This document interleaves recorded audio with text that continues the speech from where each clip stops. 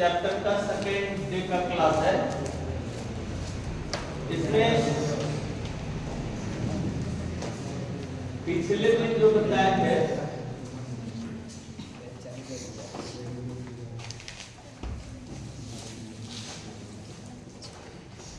ताप को कैसे मेजर किया जाता है, ताप को मापा कैसे जाता है।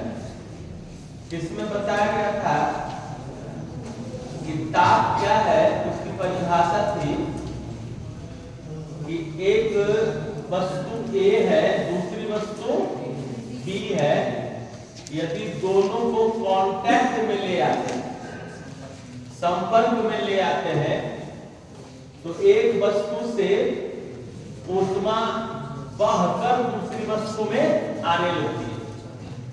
तो जितनी मात्रा में ऊष्मा बहकर एक से दूसरे में आती है, उसकी जो माप होगी उसी को ताप कहेंगे। कितना बह के आया, तो हम ताप को क्या कह सकते हैं, बहकर आने वाली ऊष्मा की, बहकर आने वाली ऊष्मा की माप। इसी को परिभाषा में लिखा है उष्णता की कोटि की माप को ताप कहते हैं।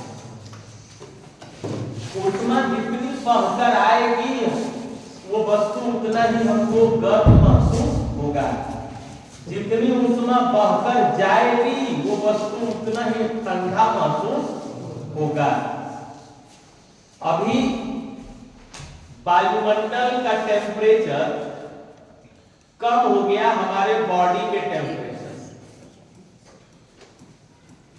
बॉडी का टेम्परेचर और वायुमंडल का टेम्परेचर,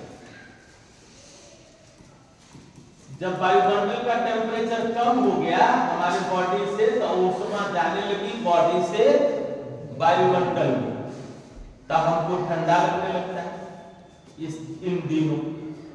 तो उससे बचने के लिए क्या करते हैं, ये जो बह के यहाँ जाती है उसको रोकना चाहते हैं, उसके लिए स्वेटर है, मफलर है, चादर है, वही रोक रहा है। तो कैसे रोकेगा, तो जो पदार्थ कॉटन है या रुई है या स्वेटर है, उसमें फाइबर है, रेशे है, उन रेशों में एयर स्टोर हो जाता है, जमा हो जाती है, वो एयर बहता नहीं है।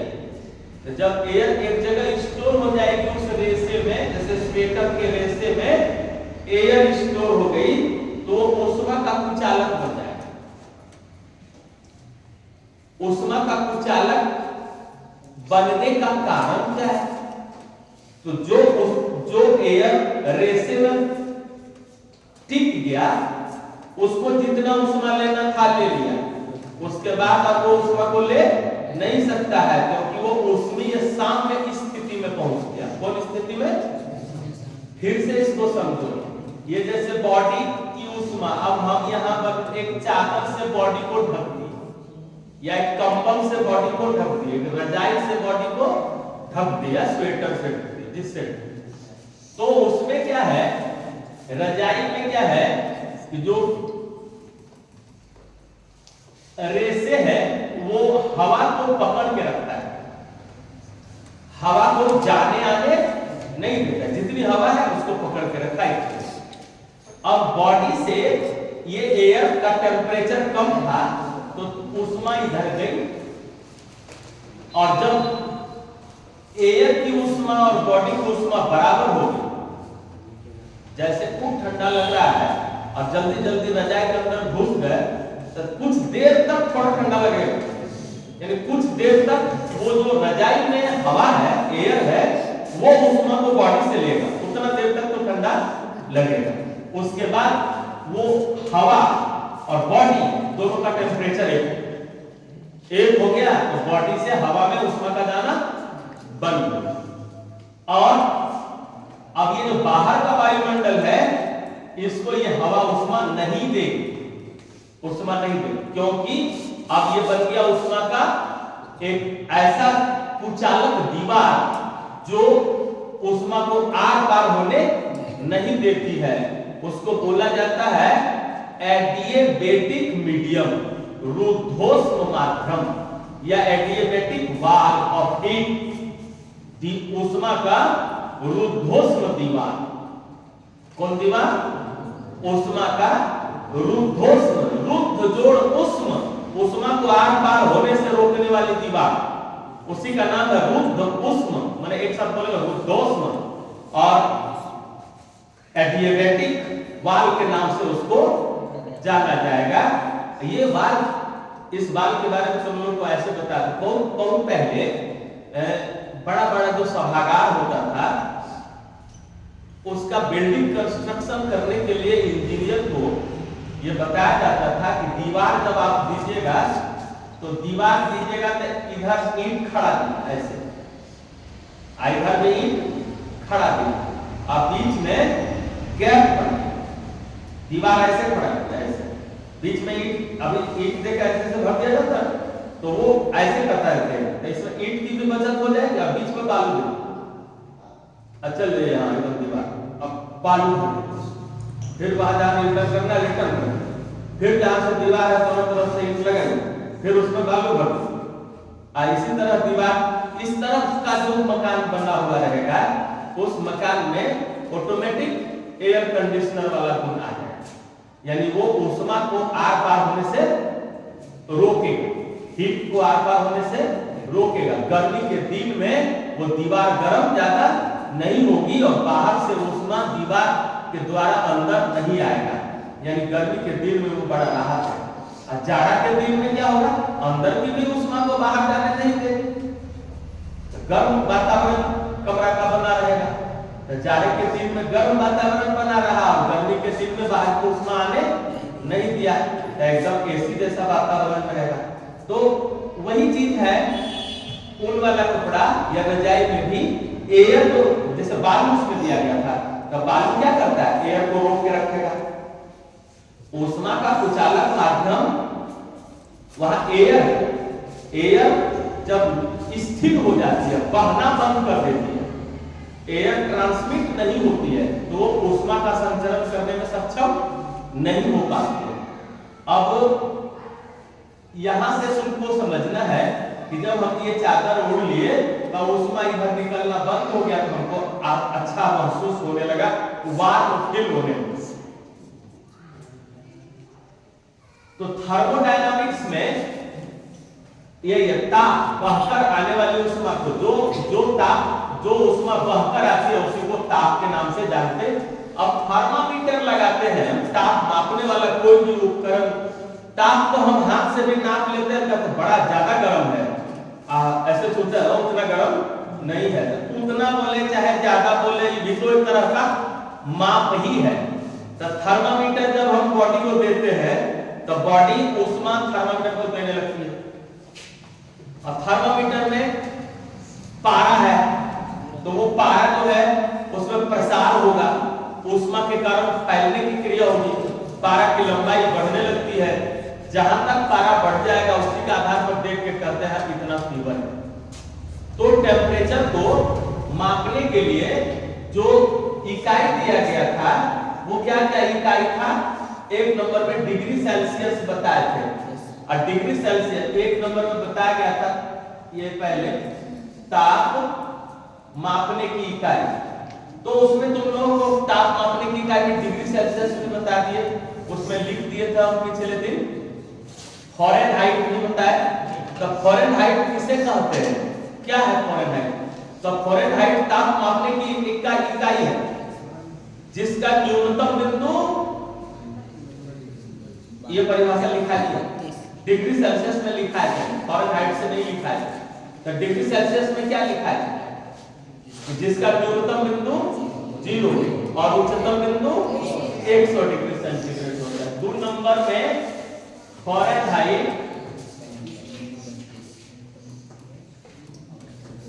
ताप मापने की इकाई लिख सकते हो, ताप मापने की इकाई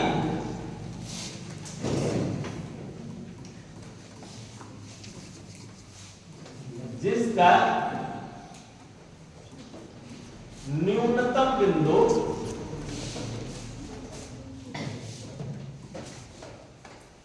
25 डिग्री फ़ारेनहाइट एवं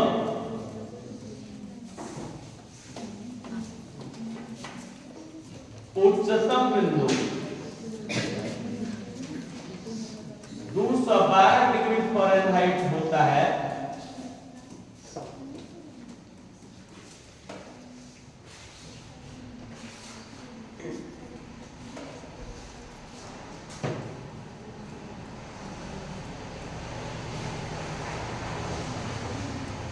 फ़ारेनहाइट इकाई कहलाता है।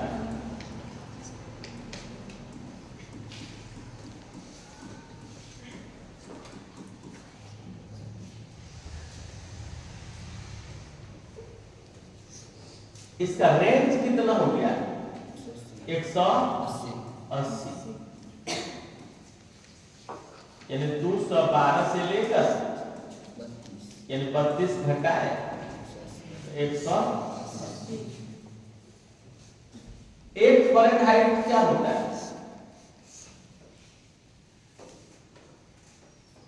एक फ़ारेनहाइट हो गया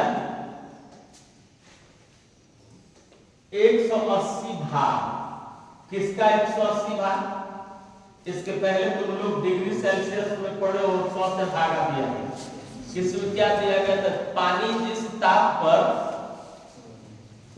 ये हिमांक जो पानी का है 0 डिग्री और उबलने लगता है 100 डिग्री, यानी जिस टेम्परेचर पर पानी अपना रूप गैप लिया और जिस टेम्परेचर पर पानी अपना रूप खो देता है, जब वाष्प बनने लगता है, उबलने लगता है, वाष्प बनने लगता है, अपना रूप को खोने लगता है, तो उसमें जितनी ऊष्मा प्रयुक्त होती है उस ऊष्मा में 100 से भागा देने पर डिग्री सेल्सियस पर, तो उस ऊष्मा में 180 से भागा देने पर जो होगा वो फ़ारेनहाइट। तो कौन बड़ा है? डिग्री सेल्सियस पड़ा है, क्योंकि उसमें 100 से ही भागा पड़ा और इसमें 180 से भागा पड़ा। तो इस आधार पर एक क्वेश्चन ऑब्जेक्टिव बनेगा, कौन सा स्केल बड़ा होगा, कौन सा स्केल छोटा होगा। तो यहां हो गया इसमें दोनों में डिग्री सेल्सियस और फ़ारेनहाइट में डिग्री सेल्सियस बड़ा है। तीसरी जो इकाई है केल्विन। तीसरी जो इकाई है, अच्छा केल्विन, केल्विन। केल्विन इकाई में ये ताप मापने की वैज्ञानिक इकाई है, प्रचलित इकाई है, सबसे ज्यादा ये यूज होता है। यह ताप मापने की वैज्ञानिक इकाई है।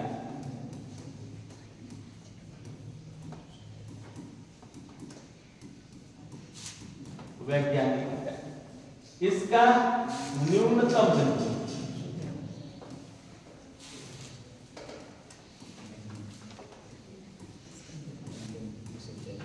इसका न्यूनतम बिंदु 200.15 तथा उच्चतम बिंदु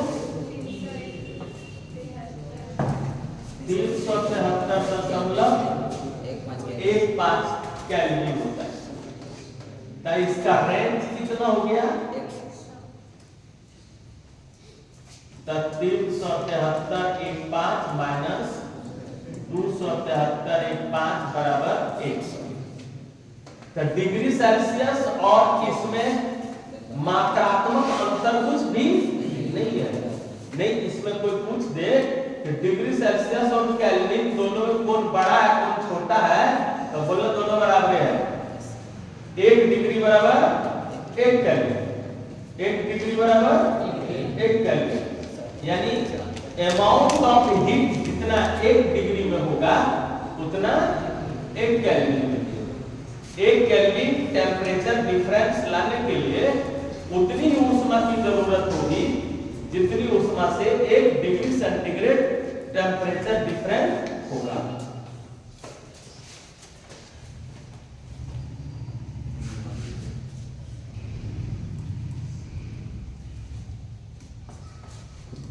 तीसरा जो है वो र्यूमर।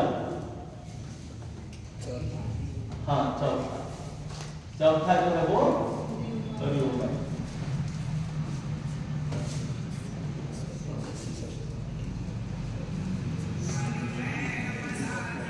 ताप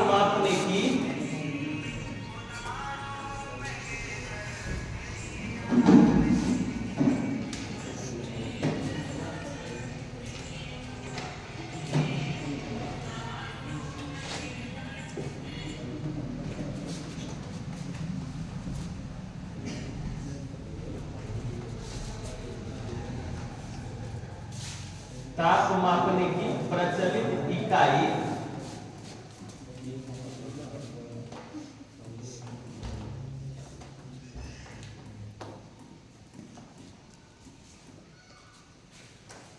जिसका न्यूनतम बिंदु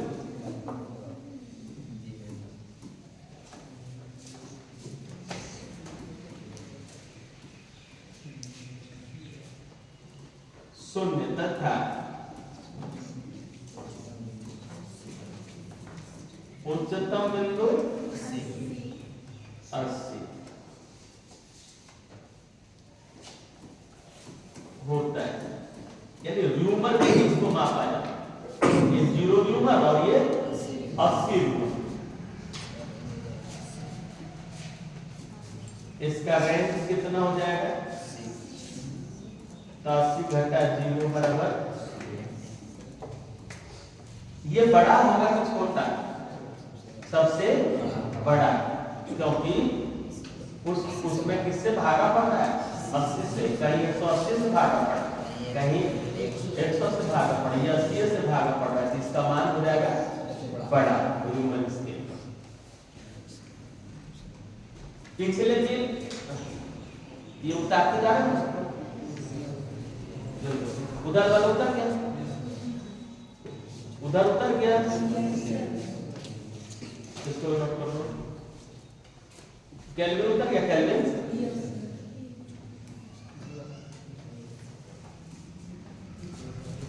रिलेशन पिछले दिन बता दी।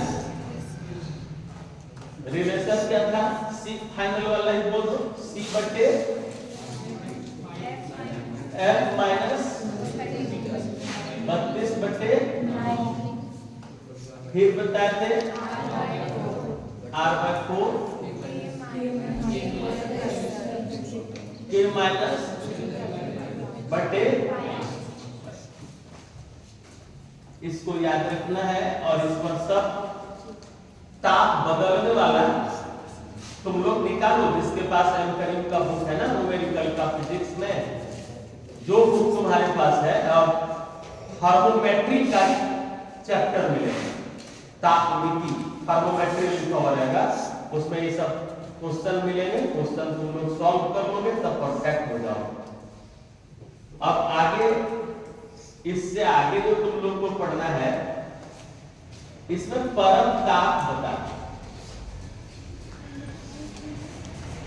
ये कभी और बताया जाता है एब्सोल्यूट टेम्परेचर। स्टार्ट जब किए थे ना 11, तो उस समय पहला चैप्टर में कभी बताए थे परम ताप। परम ताप है, किसी को पता? बोलो बेटा। पता है, यही तो था। अब देखो,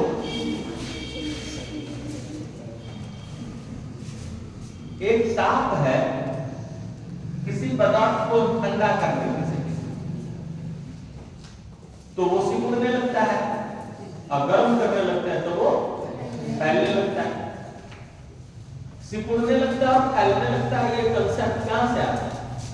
तब तुम लोगों को पता है कि दुनिया का हर पदार्थ अणु से बना है।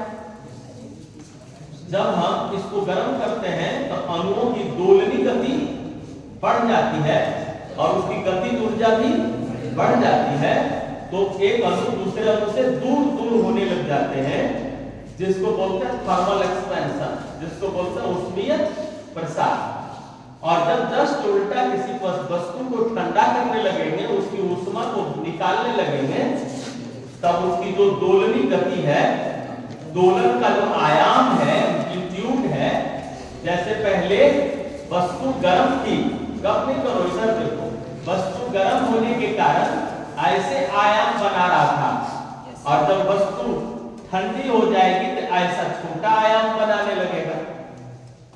आयाम छोटा होना ये बता रहा है कि एक अणु से दूसरे अणु क्लोज होते जा रहे हैं, और जैसे जैसे कोई वस्तु ठंडा होने लगेगा तो वो सिकुड़ना शुरू कर देगा, यानी उसका वॉल्यूम घटने लगेगा। अब वॉल्यूम घटाते घटाते, ताप को कम करते करते, वॉल्यूम को घटाते घटाते जीरो पर यदि ले जाए, यदि पदार्थ का वॉल्यूम किसी ताप पर घटकर जीरो हो गया, वॉल्यूम घटकर ही का मान जीरो जिस टेम्परेचर पर हो जाएगा, उसी टेम्परेचर को परम ताप के नाम से जाना जाता है।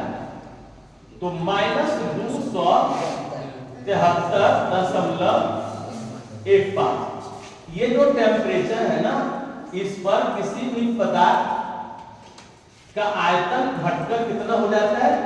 जीरो हो जाता है। तो इसी को परम ताप के नाम से जाना जाता है। इसको परम क्यों बोला गया? परम इसलिए बोला गया कि अब इससे ज्यादा ठंडा किसी को करना संभव नहीं है, इसके नीचे और टेम्परेचर को ले जाना संभव नहीं है, क्योंकि वॉल्यूम अब जीरो हो गया। अब वॉल्यूम कहां जाएगा? जीरो से नीचे वॉल्यूम जा नहीं सकता, इसलिए इस न्यूनतम ताप को ही परम ताप के नाम से जाना जाता है। इससे कम किसी भी पदार्थ के ताप को करना पॉसिबल नहीं। तो परम ताप की परिभाषा लिख लो, वह न्यूनतम ताप जिस पर किसी पदार्थ का आयतन घटकर शून्य हो जाता है,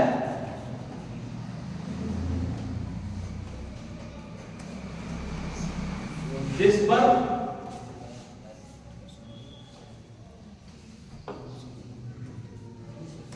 किसी पदार्थ का आयतन घटकर शून्य हो जाता है, परम ताप कहलाता है।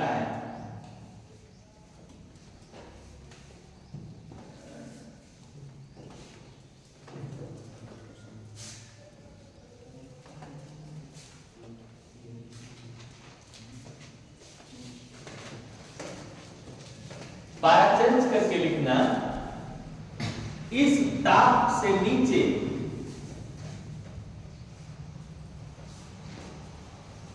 किसी पदार्थ को ठंडा करना संभव नहीं होता,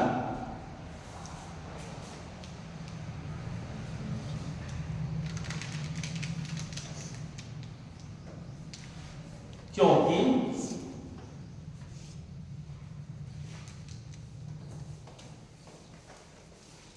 पदार्थ का आयतन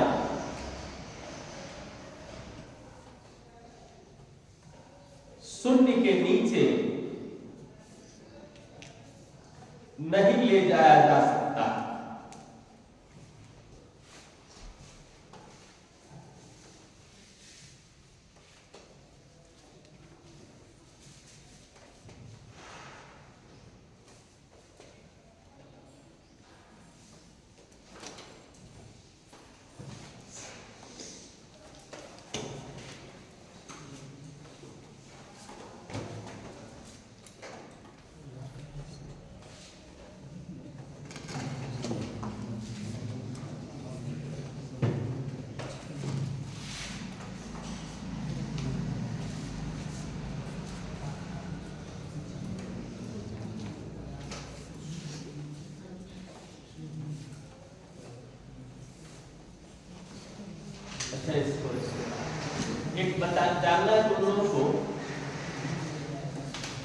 जल का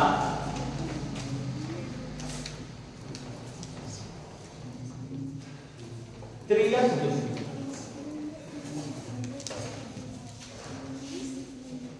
जल का त्रियक बिंदु,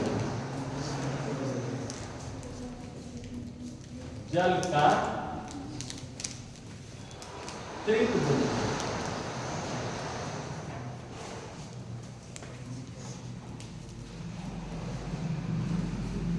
ट्रिपल पॉइंट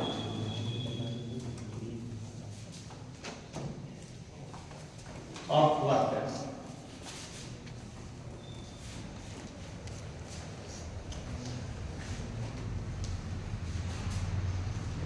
पदार्थ की कितनी अवस्थाएं सामान्य तौर पर संभव है? 3। वो जो 2 अवस्थाएं हैं उसको छोड़ दो, चलिए सामान्य लगा के। तो एक है गैस की अवस्था, एक है द्रव की अवस्था, एक है ठोस की अवस्था।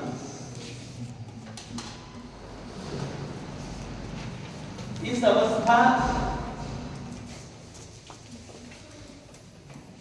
ठोस अवस्था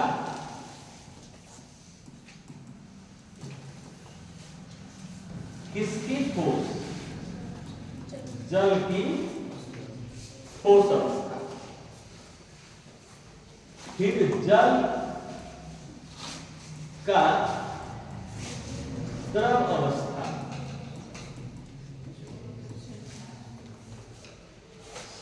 और फिर गैस अवस्था।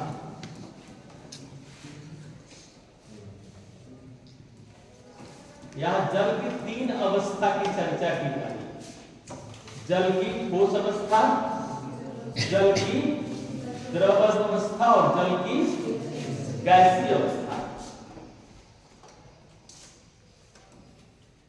एक ऐसा टेम्परेचर और एक ऐसा प्रेशर, ग्राफ तैयार किया जाता है प्रेशर और टेम्परेचर के बीच। तो ठोस अवस्था में, द्रव अवस्था में और गैस अवस्था में तो एक कॉमन पॉइंट प्राप्त होता है। एक ऐसा बिंदु प्राप्त होता है जहां दाब हो जाता है 0.46 सेंटीमीटर, 0.46 सेंटीमीटर, और ताप हो जाता है, ताप हो जाता है 2.7316। इसका मतलब हो गया 273.16। ये कैलोरी है, अर्थात हो जाएगा 0.01 डिग्री सेंटीग्रेड। तो ये जो टेम्परेचर है और यह प्रेशर, ग्राफ किन दोनों फैक्टर के बीच खींचा जा रहा है?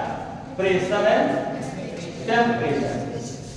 तो प्रेशर घटते घटते 0.46 हो जाए और टेम्परेचर घटते घटते 0.01 हो जाए तो ग्राफ का लाइन एक दूसरे को काट देता है। तो जिस बिंदु पर ग्राफ का लाइन एक दूसरे को काट रहा है, वो जो पॉइंट है, उस पॉइंट पर जल ठोस की अवस्था में भी रहेगा, द्रव की अवस्था में भी रहेगा, गैस की अवस्था में भी रहेगा। यानी ठोस की अवस्था का ग्राफ लेते हैं तो वहीं पहुंचता है, और द्रव की अवस्था का ग्राफ लेते हैं वहीं पहुंचता है, और गैस की अवस्था का ग्राफ उठाते हैं तब भी उसी जगह पहुंचता है। इसका मतलब एक ऐसा प्रेशर, एक ऐसा टेम्परेचर जिस पर जल तीनों अवस्थाओं में पाया जाता है, उसको जल का त्रियक बिंदु के नाम से जाना जाता है। Such pressure and temperature on which water present in 3 phases। जल 3 अवस्थाओं को धारण कर लेता है, 3 अवस्थाओं में उपस्थित हो जाता है। जिस ताप पर और जिस दाब पर, उसी को बोला जाता है जल का त्रियक बिंदु। समझ में आ गया? जल का त्रियक बिंदु क्यों बोला गया?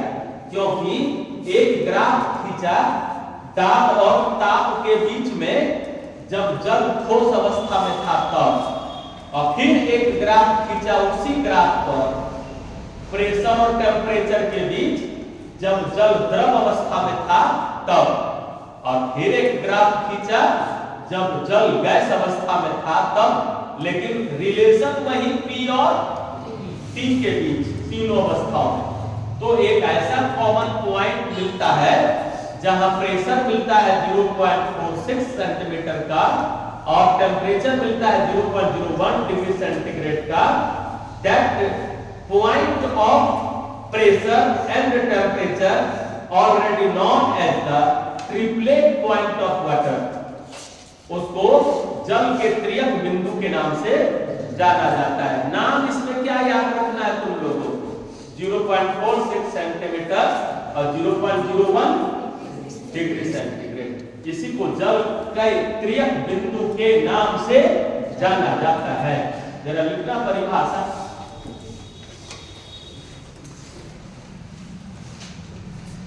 पहले ये उतार लेना, जो चीजें उसमें हैं, बोर्ड पर जो चीजें उतार दो, तब परिभाषा लिखा है।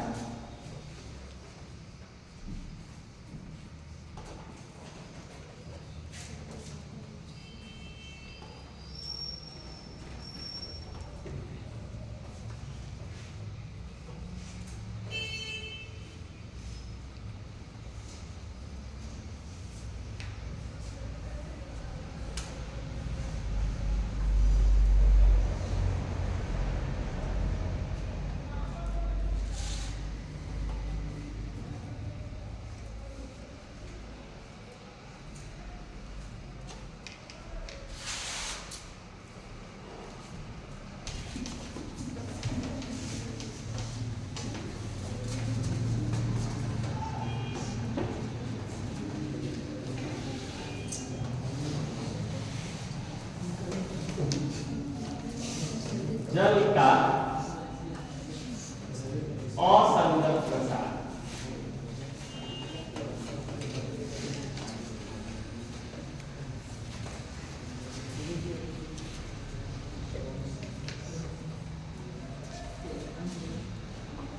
Anomalous expansion of water।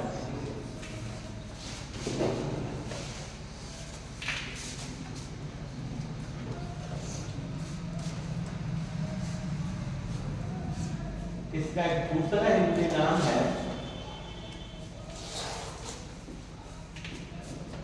जल का असामान्य प्रसार।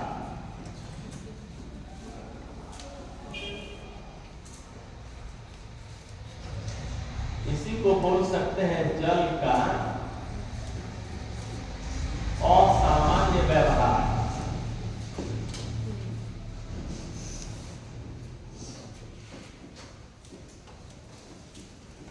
Abnormal behavior of water।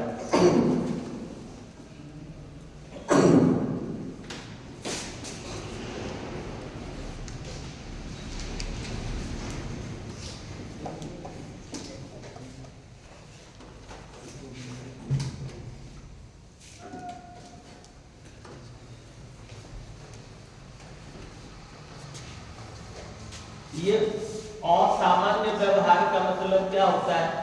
सबसे हट के व्यवहार रखने वाला। दुनिया का हर पदार्थ ऊष्मा के कारण फैलता है।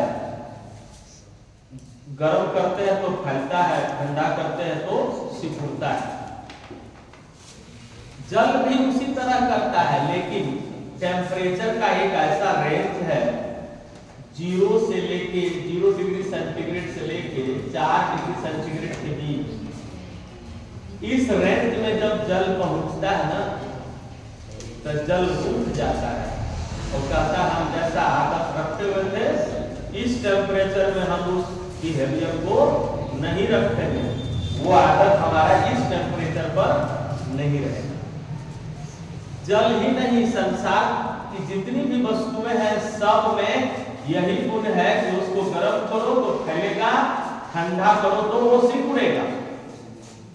जल में भी वही व्यवहार है, लेकिन इस टेम्परेचर पर जल का व्यवहार उल्टा है। इस टेम्परेचर पर जल का व्यवहार जस्ट उल्टा है। क्या उल्टा है कि जब 0 से 4 के बीच टेम्परेचर को बढ़ाते जाओगे तो फैलने के बदले सिकुड़ेगा, और 4 से 3 करोगे, 2 करोगे, 1 करोगे, यानी ताप घटा रहे हो तो सिकुड़ना चाहिए, तो सिकुड़ने के बदले फैलेगा। ये उल्टा कैरेक्टर रखता है इस टेम्परेचर के रेंज।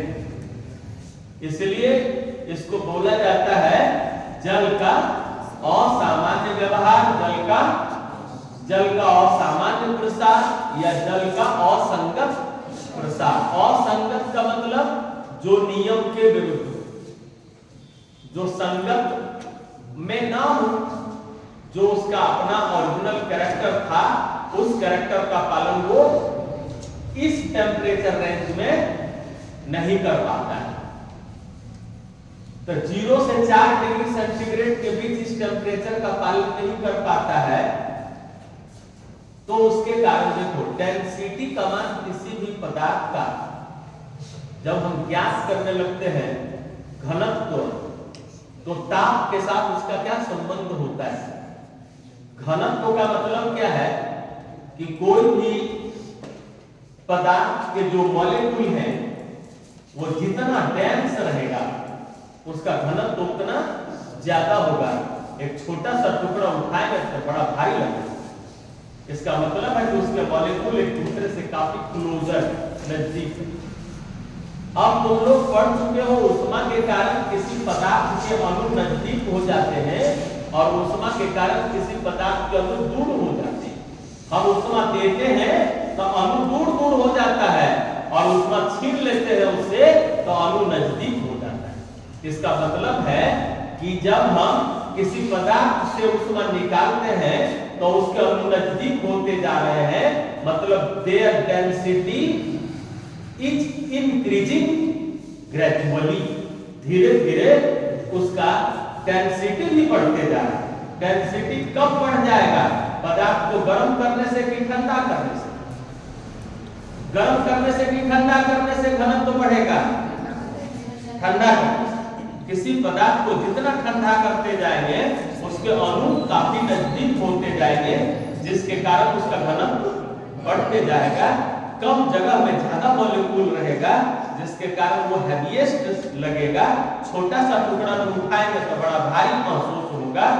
इसका मतलब सीधा सीधी यही समझना है कि हम ये नॉर्मल रूल है कि पदार्थ को गर्म करो अणु फैल जाएगा, अणु फैल जाएगा तो उसका घनत्व घट जाएगा। घनत्व घट जाना, घनत्व को हम लोग सीधे बोलते हैं ना, अणुओं की सघनता पर निर्भर करता है। जिसमें अणु की सघनता ज्यादा होगी उसका घनत्व भी उतना ज्यादा होगा। हम यदि हीरा का टुकड़ा को उठाते हैं तो बड़ा भारी महसूस होता है, छोटा सा टुकड़ा भी बड़ा भारी लगता है। तो उसका कारण क्या है? उसकी डेंसिटी का मान सबसे ज्यादा है। ज्यादा घनत्व होने के कारण वो ज्यादा ठोस भी होगा, ज्यादा कठोर भी होता है। तो हम यहाँ ये बताना चाह रहे हैं कि ताप को हम कम करते हैं तो घनत्व का मान बढ़ता है। लेकिन ये 0 से 4 में जो जल उल्टा बिहेवियर रखता है उसके कारण जल का घनत्व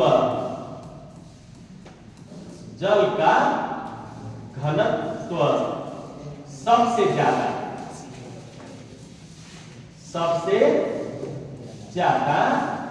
4 डिग्री सेंटीग्रेड पर होता है। ये ऑब्जेक्टिव क्वेश्चन है, फ्यूचर में काम देगा, इसको अच्छा से याद करें। जल का घनत्व सबसे ज्यादा 4 डिग्री सेंटीग्रेड। 0 डिग्री पर तो सबसे ज्यादा होना चाहिए, लेकिन ये 4 डिग्री पर, क्योंकि आपकी हेलियर उल्टा है इसका।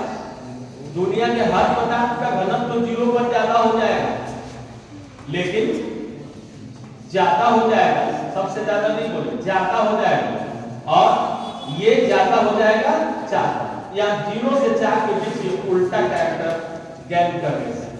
अब इसकी परिभाषा लिखाते जरा लिख लेना, जल का असंगत प्रसार।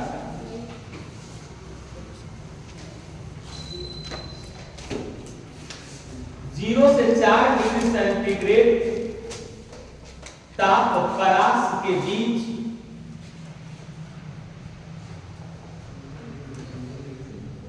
जीरो से 4 डिग्री सेंटीग्रेड ताप परास के बीच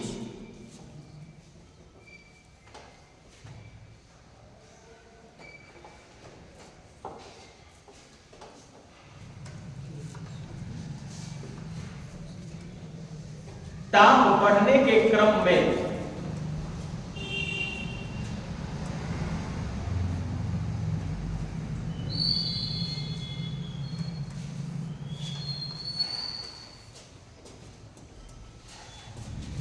जल के अणु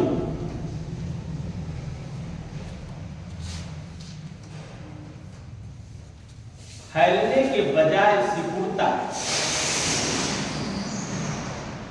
फैलने के बजाय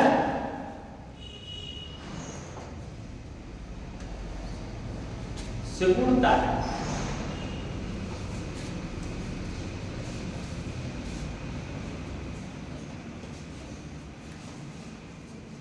इसके ठीक विपरीत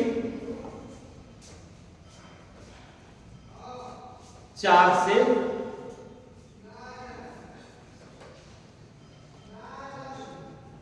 0 डिग्री सेंटीग्रेड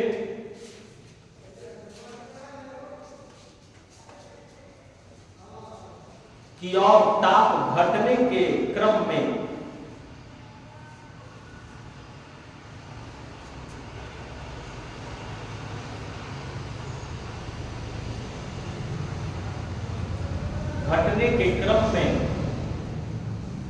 जल के अणु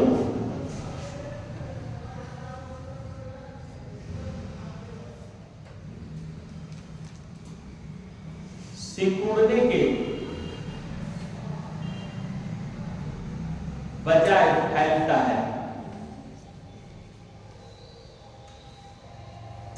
इसे जल का असंगत प्रसार करते हैं।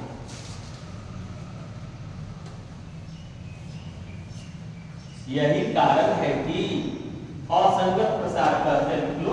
उसके बाद विज्ञान तारा चेंज करके यही कारण है कि उसके बाद इसको उतार दो। जल का घनत्व 4 डिग्री सेंटीग्रेड पर सबसे ज्यादा होता है। जल का घनत्व 4 डिग्री सेंटीग्रेड पर सबसे ज्यादा होता है।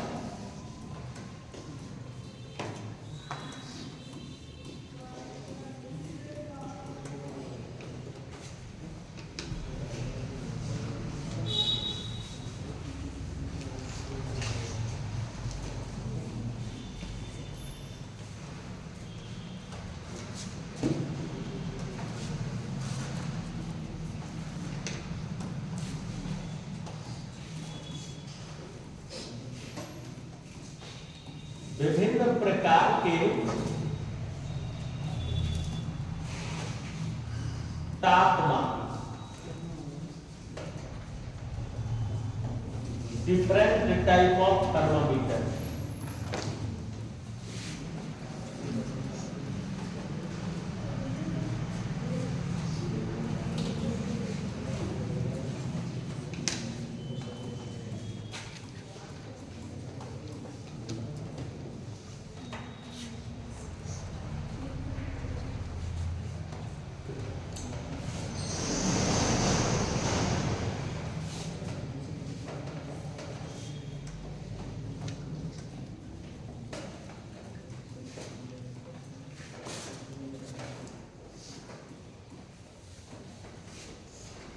द्रव तापमान,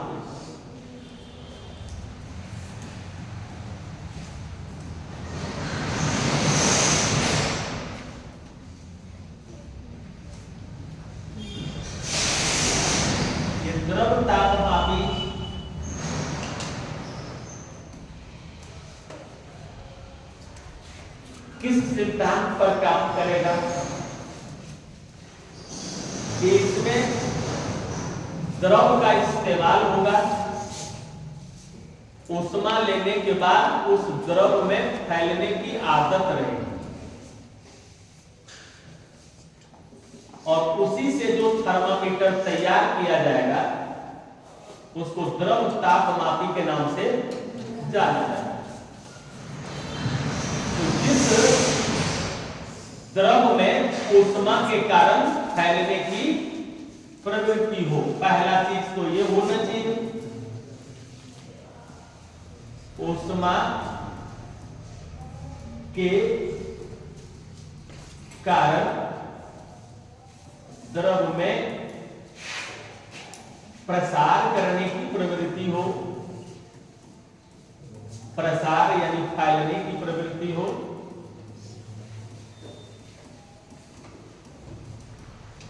फैलने की प्रवृत्ति। दूसरा गुण क्या होना चाहिए? दूसरा गुण होना चाहिए, देखो ये नली है, इस नली में यहां तक पहले से द्रव था, अब द्रव को ऊष्मा मिल गई तो ये द्रव फैल के यहां तक हो गया, तो इसी के आधार पर न ताप का माप हो जाएगा कि ऊष्मा आया, कितना काम किया, कितना फैला, उसको नापते हैं, वो ताप को बता देगा। तो फैलने का गुण होना चाहिए, इसको एक नंबर पे हो गया। लेकिन दूसरा क्या है कि यदि फैलेगा तो कभी सिकुड़ेगा भी ना, तो जब सिकुड़ेगा तो यहां से यहां तक नली को भिगो दिया था, अब सिकुड़ेगा तो यहीं तक रहेगा, तो इतना नली यदि भींगी हुई रहेगी तो देखने में, ऑब्जर्व करने में प्रॉब्लम होगा। नली को भींगाने की आदत उसमें नहीं होना चाहिए, तब उस द्रव का इस्तेमाल थर्मामीटर बनाने में होगा। द्रव में कौन कौन सा गुण होना चाहिए तब उस द्रव का उपयोग थर्मामीटर बनाने में होगा। तब पहला गुण होना चाहिए द्रव में कि ऊष्मा को लेकर वो फैलने की आदत रखे, और दूसरा क्या है कि नली की दीवार को भिगोने की आदत नहीं रखे। भिगो देगा तो रीडिंग लेने में मुश्किल होगी। क्यों रीडिंग में मुश्किल होगी? कि फैल के पहले यहां तक हो गया, अब यदि ये ठंडा होगा तो यही रहेगा, और नली रहेगा यहां तक भीगा होगा, तो हमको ये नहीं दिखेगा, यही दिख जाए जहां तक नली भीगी हुई रहेगी। तो ये रीडिंग लेने में कंट्राडिक्टरी इफेक्ट क्रिएट ना हो, इसके लिए नली की दीवार को भिगोने, नली की दीवार को भिगोने की प्रवृत्ति ना हो, प्रवृत्ति ना, ये होना जरूर। तीसरा और क्या है कि वो लिक्विड थोड़ा ब्राइट रहे, कि नली के अंदर से चमकता हुआ दिख जाए। वो लिक्विड धूमिल धूसर होगा, मटमैला लगेगा, तो रीडिंग लेने में दिक्कत होगी। तो यहां होगा कि द्रव चमकीला होना चाहिए, द्रव में अपेक्षित चमक होनी चाहिए।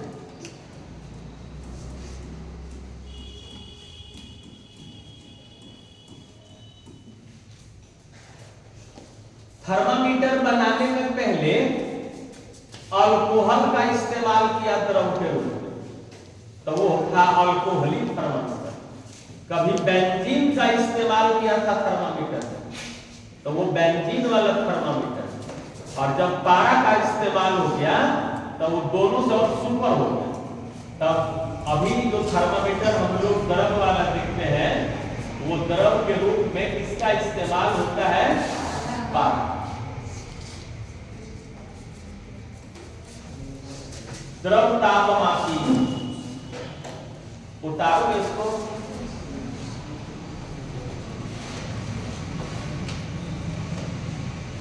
छुट्टी दे दें।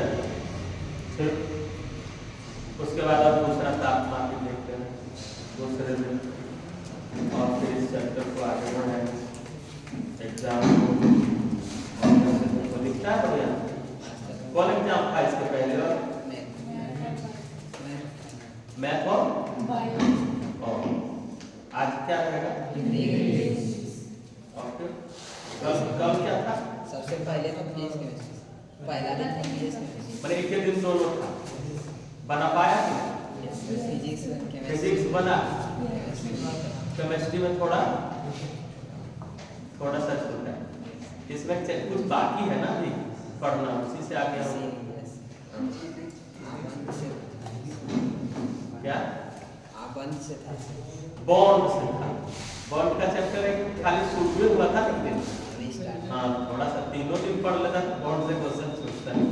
अच्छा